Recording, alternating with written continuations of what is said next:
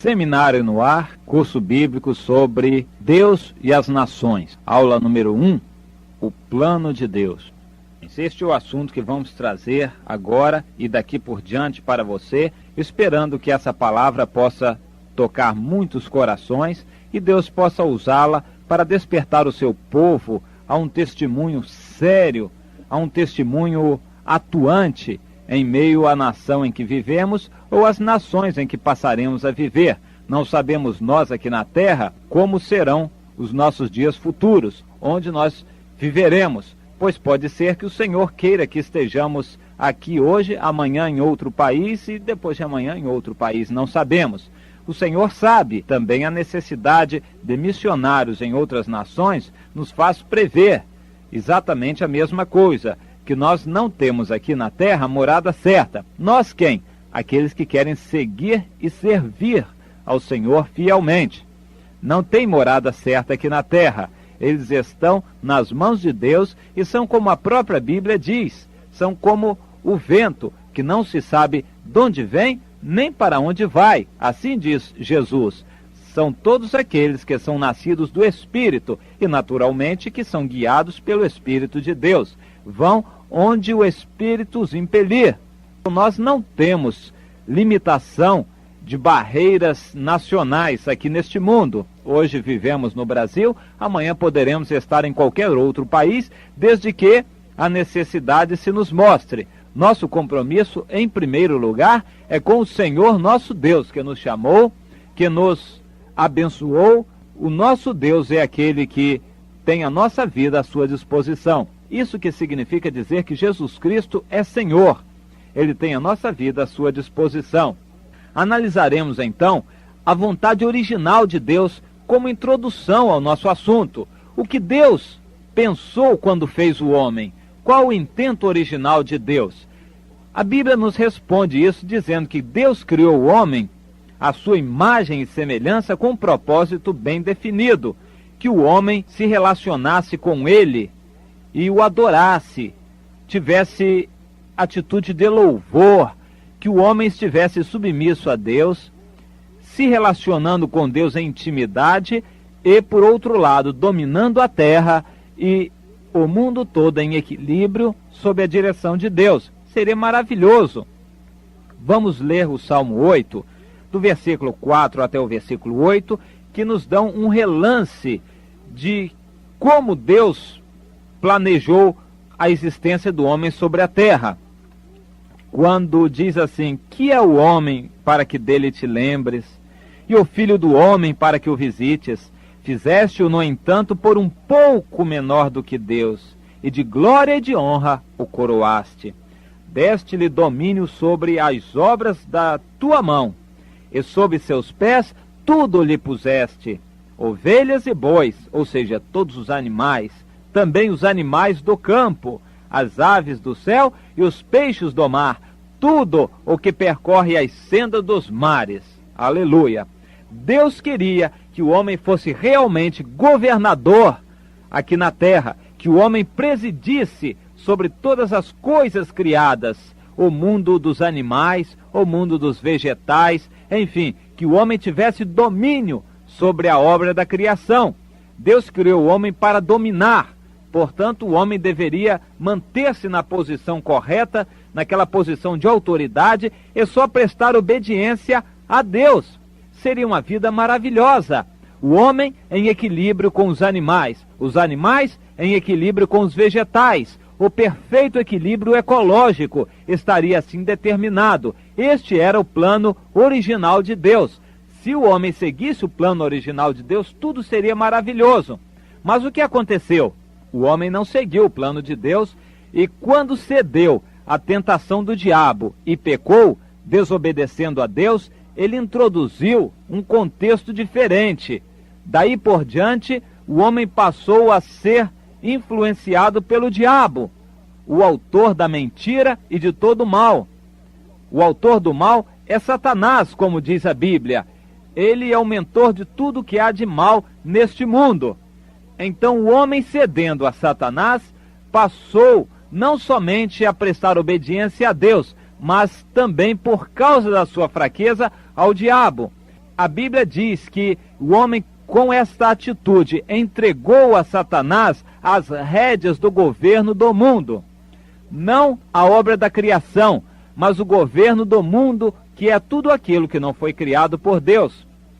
O governo dos homens, isso está nas mãos do diabo. Nós já temos comentado esse assunto de diversas maneiras, em várias oportunidades, que Satanás é o príncipe deste mundo. Ele governa o mundo e o seu objetivo final é arregimentar todo mundo em rebeldia contra Deus. Você quer ver um exemplo de um texto que fala sobre isso? 1 João 5,19 fala exatamente isto. O mundo inteiro está posto no maligno. Nós sabemos, diz a Bíblia, com certeza, que o mundo inteiro jaz no maligno. O que o apóstolo João nos diz da parte de Deus. E mais ainda, em Lucas, no capítulo 4, nós encontramos a tentação de Jesus. Quando Jesus Cristo, nosso Senhor, depois de ser batizado, foi levado para o deserto, com o objetivo de ser tentado pelo diabo, uma das tentações foi a seguinte: Satanás levou Jesus a um monte muito alto e mostrou-lhe todos os reinos do mundo, e disse-lhe o diabo: dar-te-ei toda esta autoridade e a glória destes reinos, porque ela me foi entregue, e eu a dou a quem eu quiser. Portanto, se prostrado tu me adorares, toda essa glória será tua. Veja que tentação! Se Jesus cedesse, ainda que fosse por um breve momento, para Satanás, ele poderia receber toda a ovação e aclamação do mundo inteiro.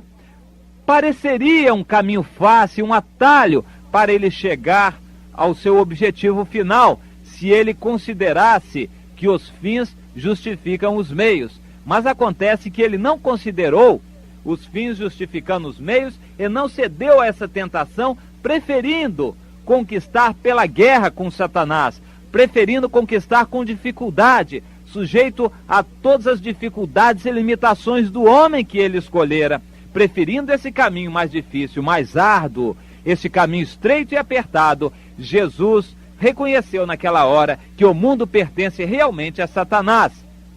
Não a terra, não o ouro, mas o dinheiro sim, o governo sim, os governos também, as nações, tudo isso, os sistemas econômicos, tudo isso pertence a Satanás. O sistema cultural, tudo que o homem faz aqui na terra é movido por um propósito, e esse propósito ao final é se tornar independente de Deus e com isso mostrar que Deus não tem necessidade, o mundo não precisa de Deus. Este é o propósito de Satanás, que governa o mundo.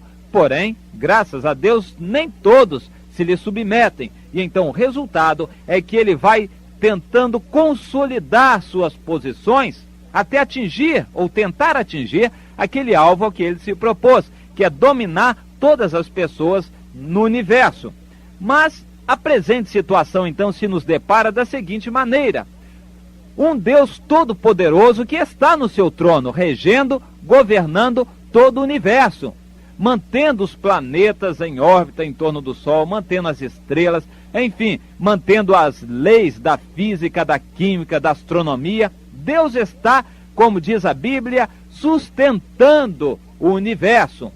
Mas existe um Satanás, que é um príncipe mau, o diabo, com seus anjos decaídos, com os demônios, que está sempre consolidando suas posições e em rebeldia, em guerra declarada contra Deus. E ele faz isso por tolerância de Deus. Deus permite que Satanás tenha o governo do mundo em suas mãos. Mas em meio a tudo isso, em meio a essa guerra espiritual, está o homem, criado por Deus à sua imagem e semelhança, com grande honra, com grande glória.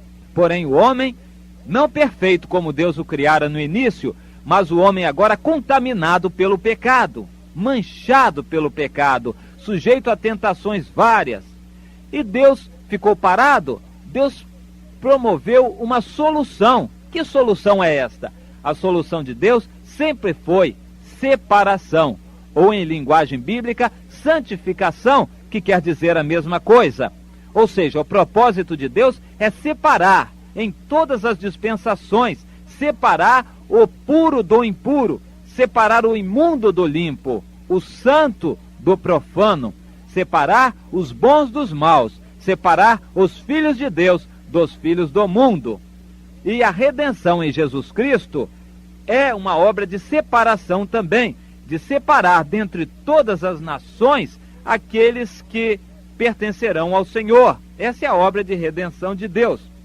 Mas essa obra em Jesus Cristo só se completará no futuro. No futuro, sim, porque a salvação não é um ato no presente. A salvação é uma obra que inclui o passado, o presente e o futuro. Só se concretizará com o arrebatamento da igreja e quando o homem se tornar incorruptível, porque até então o homem estará sujeito às tentações e a sua carne corrompida estará dando ensejo ao pecado. Mas quando Jesus retornar para levar para si e tornar incorruptível aqueles que ele escolheu, aqueles que pertencerem a ele, então a obra de salvação, de redenção, estará completa. Porém, para Deus ela já está consumada. Por quê? Porque Deus não tem nem presente, nem passado, nem futuro. Deus é eterno. Para Deus já está consumada. Foi consumada na cruz, por meio de Jesus Cristo, seu Filho. Mas para nós é necessário que ainda ela termine de se concretizar no futuro. Nós dependemos ainda do futuro. Enquanto isso, nós temos a fé que nos capacita a esperar no futuro. Mas as questões que agora se levantam são as seguintes.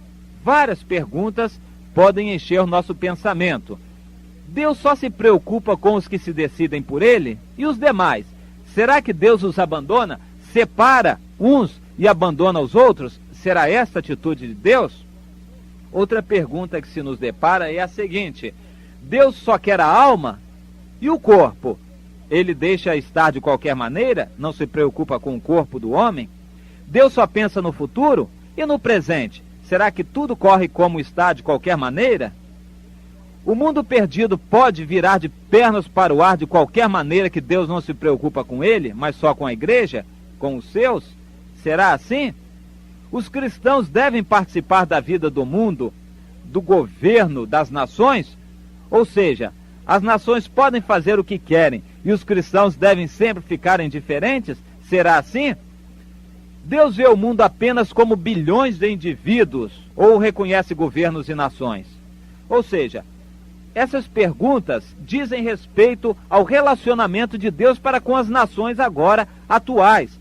Não vamos considerar apenas os aspectos utópicos. Deus não é Deus de utopia. O cristianismo, a religião de Deus, não é uma religião de utopia, de coisas irrealizáveis. É uma religião concreta, de realismo no presente. É isso que nós queremos que você entenda.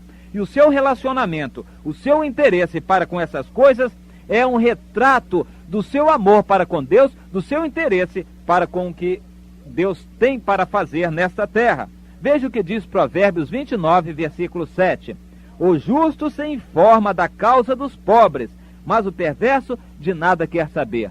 Ou seja, você é justo ou perverso? Você está interessado naquilo que Deus se interessa ou você só está interessado nas suas bênçãos presentes, no que interessa a você? Nós queremos responder a todas essas perguntas neste curso. A teologia clássica não se preocupa com essas coisas, apenas com os aspectos espirituais ou metafísicos, mas nós cremos num Deus que é atuante, um Deus que é real, um Deus que vive no dia a dia e quer o nosso testemunho presente no dia a dia para que sejamos bons cidadãos, bons brasileiros. Este é o nosso assunto, que você receba muitas bênçãos neste programa. Amém.